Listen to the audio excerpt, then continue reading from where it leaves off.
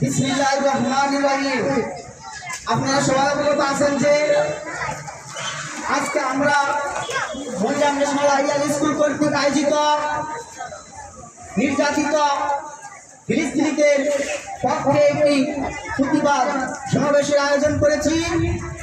আমাদের এই প্রতিবাদ এটা আমাদের নয়, এটা সমস্ত মুসলিম উম্মার সকল মানুষের।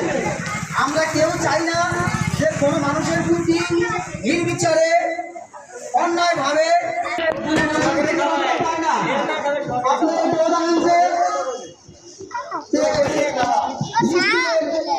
মানুষ বোমার আঘাতে আকাশে পর্যন্ত উড়ে যাচ্ছে এবং ফিলিস্তিনের আলা অবস্থায় মুয়াজ্জিন সহ ফিলিস্তিনের মানুষের মুক্তির কামনা করি। আমরা চাই না যুদ্ধ, আমরা চাই না প্রমোশন, আমরা চাই শান্তি, স্বাধীনতা চাই। আমরা ফিলিস্তিনের পক্ষে আজকে সবাই একত্রিত হয়েছি এবং সবাই আওয়াজ তুলেছি।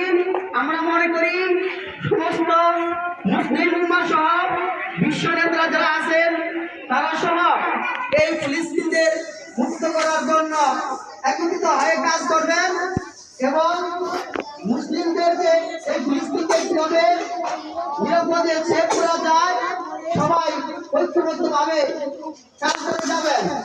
এই পর্যন্ত ফিলিস্তিনে প্রায় 50,000-এর অধিক মানুষ মৃত্যুবরণ করেছেন। হত্যাযজ্ঞ আমরা অবিলম্বে মুক্তি চাই, আমরা ফিলিস্তিনের স্বাধীনতা চাই। ফিলিস্তিনের মানুষের যে খাবারের যে সংকট তাদেরকে অবরুদ্ধ করে রাখা হয়েছে, তাদের